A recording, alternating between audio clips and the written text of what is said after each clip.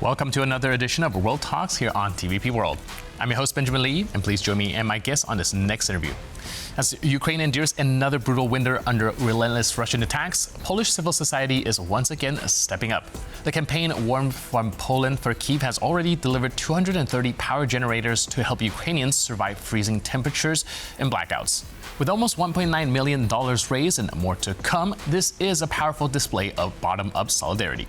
Joining us today on TVP World to discuss Poland's humanitarian engagement is Helena Krajewska, spokesperson for Polish Humanitarian Action, whose organization has been at the forefront of aid efforts since the start of the full-scale invasion. Hello and welcome to TVP World. Thank you very much for the invitation. First of all, thank you so much for all the humanitarian work that you have been doing. And recently, of course, this new campaign has launched. And can you help us understand a little bit how this campaign revealed the strength of Polish civil society in this time of crisis?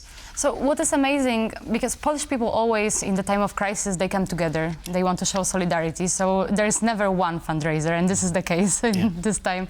So there's this big fundraiser, Warm for Kyiv, that's been organized mainly by Ukrainian-led NGOs, but also other NGOs. And there's also our campaign, of course, and there are many, many other initiatives, private, more public, bigger, smaller NGOs. So it's really beautiful to see how it comes together. But the topic, of course, is very, very tragic. But still, it shows that even after 4 years, because it's almost 4 years since full-scale invasion, we still have it in us, and we still want to help, and we still want to support if the needs are so obvious, if the needs are so big. And this is the case of Kyiv right now.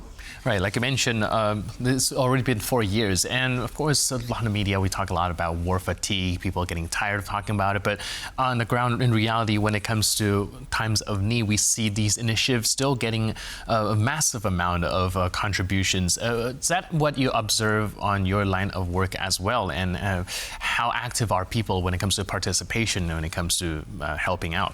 Yeah, we can see that for sure, because it's not just donating funds when there is bigger, louder crisis. There are people who are donating every day, every month. They are with us since 2022.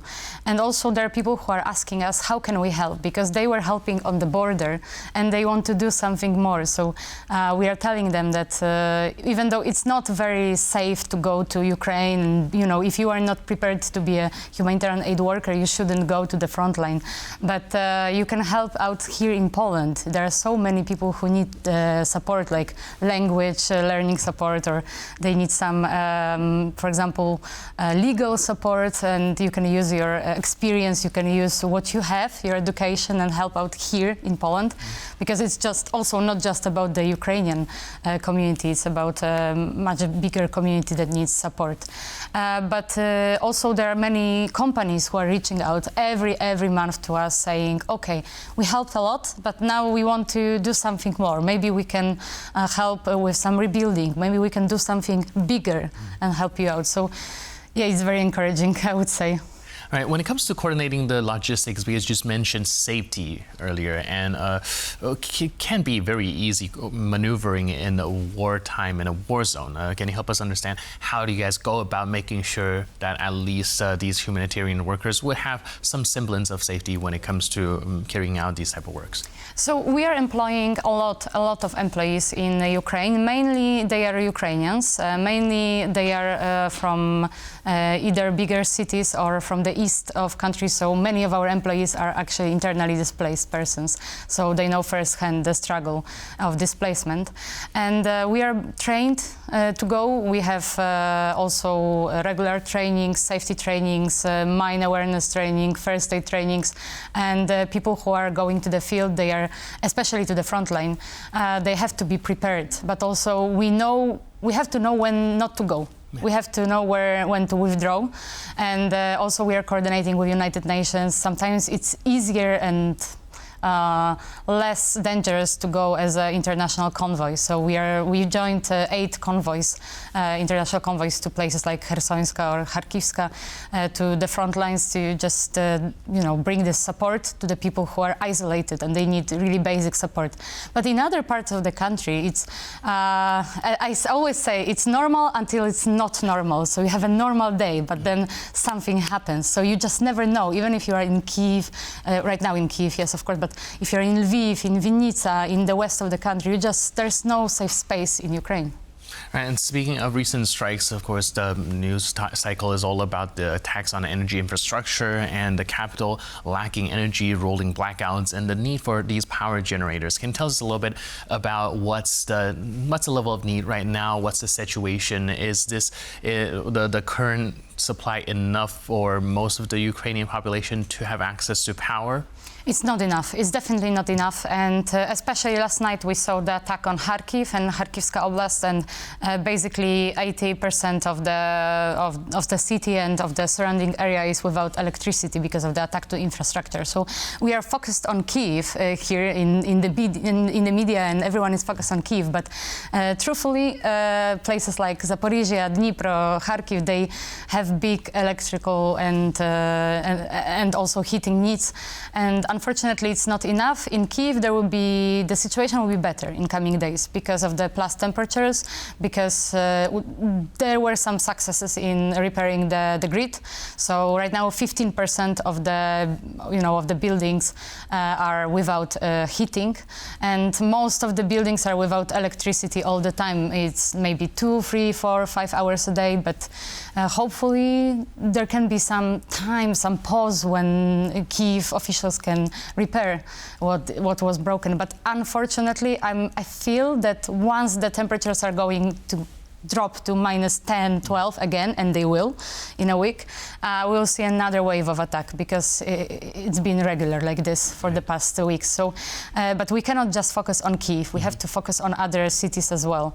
Right. So like I mentioned, the Russians are actually waiting for the temperature to drop to coordinate these attacks, trying to bring the pain to the Ukrainian population as well. It seems so. It seems so. It's not a coincidence that it's dropping. And whenever something gets repaired, or whenever the temperature is really dropping, you can see another wave of attack, and really directed to the critical infrastructure. But also, of course, the civilian buildings, like we saw in Dnipro, like maybe 1.5 days ago.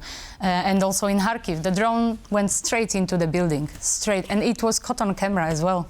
So it's just like this. So whenever somebody says here in Poland, but people go to theaters, people go to cinemas, people go to work, people go to school. It's normal. There's no war there. No, there is war. It's just people try to survive, in the moment of a great uncertainty, in a moment of war. But they are trying to live. But it's very difficult right now. All right, now how do you guys prioritize who gets the power generator? Like you mentioned, there's definitely not enough, and there's probably more urgency in one place rather than the other. How do you guys go about coordinating that?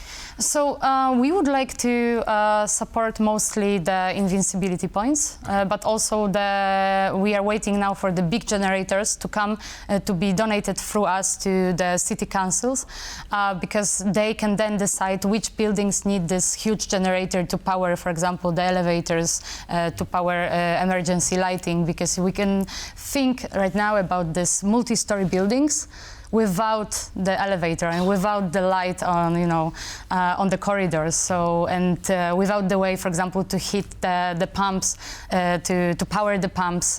So we really need to focus on this strategical support as well, because right now you can, for example, buy generators pretty quickly, but not these huge industrial generators that are very much needed.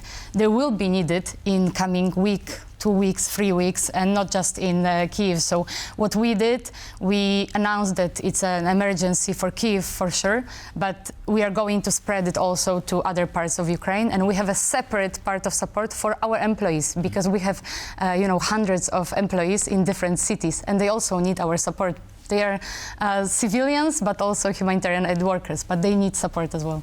Right. I've been speaking to my friend in Kyiv as well, and what I've been told is, on the surface level, we're looking at rolling blackouts, and a lot of people imagine it as a brief inconvenience. But I was also told that sometimes it's actually worse than you'd imagine, because the lack of electricity, lack of heating also means the deterioration of the infrastructure, like the water pipes being frozen and it would burst. And bursting. So just, yes. exactly, it's no longer usable. So for people who are looking to try to help out, what do you think is the most effective way for like everyday civilians who do want to contribute, who do want to donate to a cause? What do you think is the most efficient way to do? I think the financial support would be the best. So if you can go to the ph.org.pl and donate, that's the best for us. If you can also stay for longer, so try to donate every month, that's also very, very good, because then if something unexpected happens, we can actually react. But also if somebody wants to donate a power generator from Poland or from other countries, then there are many initiatives that are actually gathering those generators and getting them to Ukraine, to different cities. So it's just a question of what is convenient to you and which initiative you want to support. We are, of course, inviting to support Polish Humanitarian Action, but there are so many that, I mean, there's no competition in helping. You have to just help. Help needs to get to Ukraine. All right, and last but not least, how important do you think that this initiative is grassroots instead of like just a government-led organization? But there are many government-led initiatives as well, so I think they are complementing each other. So in Poland, it's very, very important for the civil society to feel this power that we can actually help somebody. We have this power to change lives. So I don't think it should be just government or just civil society. It should go, you know, head to head. At the beginning of the escalation, it was, you could really see the civil society, because the government needs more time, and, you know, grassroots is much quicker. But eventually they catch up, so that's good to see that. Right, definitely. Like you mentioned, there's a lot more maneuverability as well when it comes from like grassroots movement, instead of waiting for like a big machine to churn. And now, like you said, it seemed to be a very good complementary system with one another. Thank you so much for your input and insight. Really appreciate it. Thanks for being with us. Thank you very much. Cheers. And thank you for tuning into this edition of World Talks. But for more news, update, and commentary, please stay tuned to TVP World.